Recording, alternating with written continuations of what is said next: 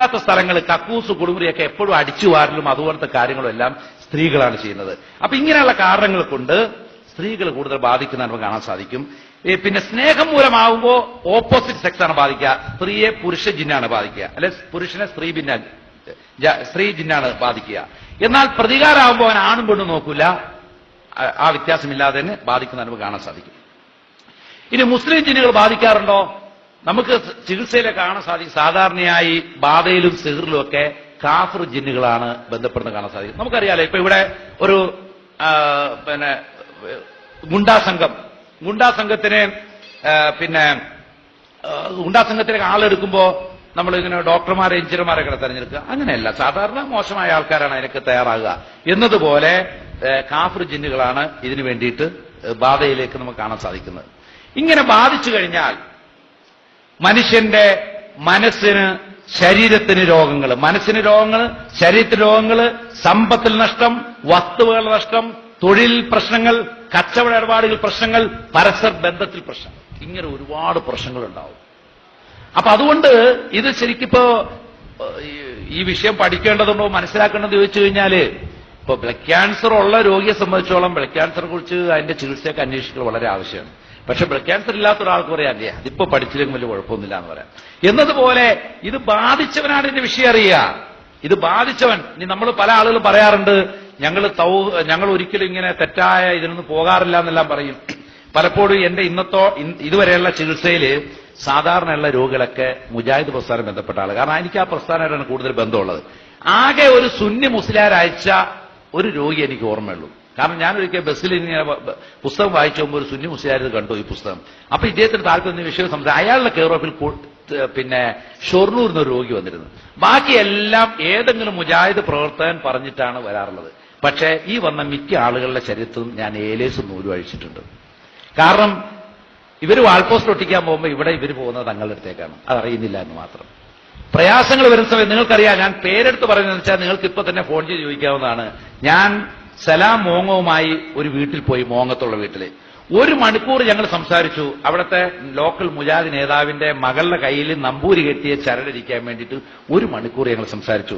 ഇത് അഴിക്കുവാണെങ്കിൽ ഞങ്ങൾക്ക് ഇതിന് ഹലാലായ ചികിത്സ തരാമെന്നും പറഞ്ഞു. പക്ഷെ അദ്ദേഹം കൂട്ടാക്കിയില്ല. ഞങ്ങൾ നിരാശരായി മടങ്ങിപ്പോയി. നിങ്ങൾക്ക് സലാസുലമീൻ പിന്നെ അബ്ദുസലാം മോങ്ങത്തിന്റെ നമ്പർ ചോദിച്ചാൽ കിട്ടും, ചോദിച്ചു നോക്കിയാൽ മതി ഇങ്ങനെ സംഭവിച്ചു.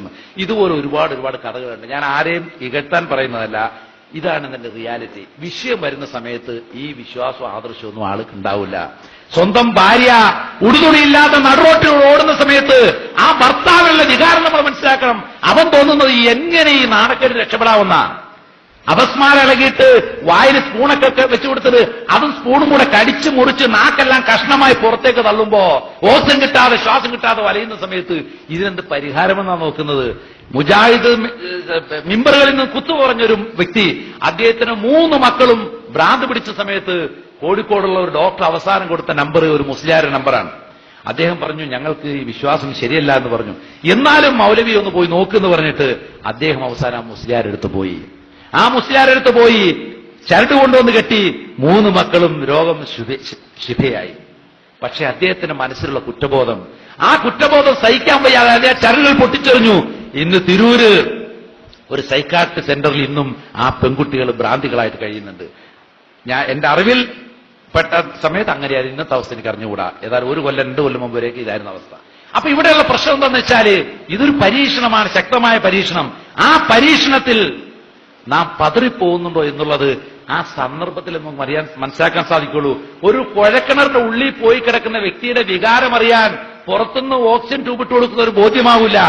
ആ കുഴക്കിണറിന്റെ ആഴത്തിൽ ഇരുന്ന് പ്രയാസപ്പെടുമ്പോഴാണ് മനസ്സിലാക്കാൻ സാധിക്കുള്ളൂ എന്താണ് ആ പ്രയാസം എന്നുള്ളത്. അതുകൊണ്ട് നമ്മൾ ഗൗരവത്തിൽ ഈ വിഷയം, ഇതിന്റെ ദുരന്തം അനുഭവിക്കുന്ന ആളുകൾക്ക് നമുക്ക് സമാധാനം കൊടുക്കണം. ഇല്ലെങ്കിൽ അവര് ഹറാമായ മാർഗങ്ങൾ തേടിപ്പോകും. അതിന് കുറച്ച് നമ്മളും ഉത്തരവാദികളാകും. നിങ്ങൾക്കറിയുമോ, ജിദ്ദയിൽ ജോലി ചെയ്ത ഒരു വ്യക്തി, അദ്ദേഹത്തിന്റെ കുഞ്ഞിന്റെ ശരീരം മുഴുവനും ചൊറിഞ്ഞിട്ട് വാപ്പയോ ഉമ്മയോ ഉറക്കമൊഴിഞ്ഞിരിക്കും മാന്താൻ വേണ്ടിയിട്ട്. അങ്ങനെ ഒരിക്കൽ എന്റെ അടുത്ത് വന്നപ്പോ ഞാൻ കുറച്ചൊക്കെ ഖുർആൻ ഓതി നോക്കി. പക്ഷെ അതുകൊണ്ട് ഫലപ്രദമായിട്ട് ചികിത്സിക്കാൻ സാധിച്ചില്ല.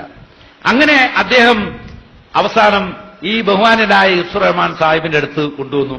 അദ്ദേഹം ഓതി കഴിഞ്ഞപ്പോ കുട്ടി ജപ്പാൻ ജിന്നാണ് കുട്ടിയെ ബാധിച്ചിരിക്കുന്നത് മനസ്സിലായി. നിങ്ങൾക്ക് ചിലപ്പോൾ ചിരി വരും. അപ്പൊ ഇത് പരീക്ഷിക്കാൻ വേണ്ടി എന്ത് ചെയ്ത് നെറ്റിൽ നിന്നും ജപ്പാൻ ഭാഷയിലുള്ള ഖുർആൻ ട്രാൻസ്ലേഷൻ എടുത്ത് കുട്ടീനെ കൊണ്ട് വായിപ്പിച്ച് കുട്ടി അർത്ഥം പറഞ്ഞു. ഇന്ന് വരെ ആ കുട്ടി ജപ്പാൻ ഭാഷ പഠിച്ചിട്ടില്ല, ഒരു ലിപി പോലും കുട്ടി പഠിച്ചിട്ടില്ല. അപ്പോ ഇവിടെ മനസ്സിലാക്കേണ്ടത് ഒരാളുടെ പ്രയാസം അയാൾക്ക് മാത്രമേ മനസ്സിലാക്കാൻ കഴിയുള്ളൂ.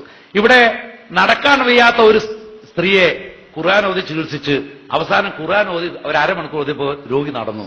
എത്രയോ മാസങ്ങളെ നടക്കാത്ത സ്ത്രീ സുഖമായി നടക്കുന്നു, കൈ വടിയില്ലാതെ. ഇത് കാണുമ്പോഴെങ്കിലും മനസ്സിലാക്കേണ്ടേ ഇത് ഇന്ന സത്യമാണെന്നുള്ളത്.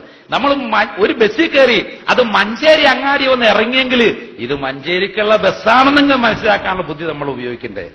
ഇന്ന് അതിനുശേഷം ഞാൻ അവരോട് പറഞ്ഞു, നിങ്ങൾ ഇനി ഖുർആൻ കൃത്യമായി കേൾക്കണം, നിങ്ങൾ ഓതി കൊടുക്കണം, ഇല്ലെങ്കിൽ ഈ ഖുർആൻ കാസറ്റ്, ഇവിടെ കാസറ്റ് ചികിത്സയെ വിമർശിക്കുന്നവരുണ്ട്.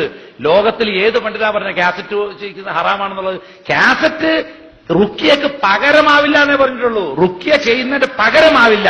എന്നാൽ വിശുദ്ധ ഖുർആന്റെ കാസറ്റ് നിങ്ങൾ വീട്ടിൽ വെച്ച് കേൾക്കുന്നതിന് ഗുണമില്ലേ? ഇല്ലെങ്കിൽ എന്തിനാ ഖുർആൻ സീഡിയാക്കി നിങ്ങൾ കേൾക്കുന്നത്? അതേ ഗുണം കിട്ടും, പക്ഷെ റുക്കിയ ചെയ്യുന്ന അത്ര ഗുണം കിട്ടൂല, അത്രേ ഉള്ളൂ. ഒരു വ്യക്തി ഓതി അയാൾ ഊതുന്ന അത്ര ഗുണം കിട്ടില്ല എന്ന് മാത്രമേ ഉള്ളൂ. അപ്പോ അങ്ങനെ അദ്ദേഹത്തിന് ഖുർആൻ കാസറ്റ് കൊടുത്തു പോന്നു. അടുത്ത വർഷം ഞാൻ വന്നപ്പോ കണ്ടു ആ രോഗി തൃപ്പൂണിത്തറ ഒഴിയാൻ വേണ്ടി കിടക്കുന്നുണ്ട്, തൃപ്പൂണിത്തറ ആയുർവേദ ഹോസ്പിറ്റലിൽ. എന്റെ കാര്യം ഒരു പ്രസ്ഥാനം അദ്ദേഹത്തിന് മനസ്സിൽ ഏൽപ്പിച്ച വിശ്വാസമാണ്. കാരണം എന്താ, ഇത് ബാധിക്കൂല, അത് കണ്ട സത്യം അംഗീകരിക്കാൻ പോലും തയ്യാറാകാത്ത രീതിയിൽ ഞാൻ പറഞ്ഞു വന്നതിൽ പിന്നെ ഈ പരാമർശിച്ചെന്ന് മാത്രമേ ഉള്ളൂ. അപ്പൊ ഇവിടെ സഹോദരന്മാരെ, പിന്നെ ഒരുപാട് രോഗങ്ങൾ, ശക്തമായ ഭയം, മാനസിക രോഗങ്ങൾ, നാഡീ സംബന്ധമായ രോഗങ്ങൾ, ശാരീരിക രോഗങ്ങൾ, ഇതൊന്നും ചികിത്സിച്ചാൽ മാറുന്ന രോഗങ്ങളല്ല. വൈദ്യശാസ്ത്ര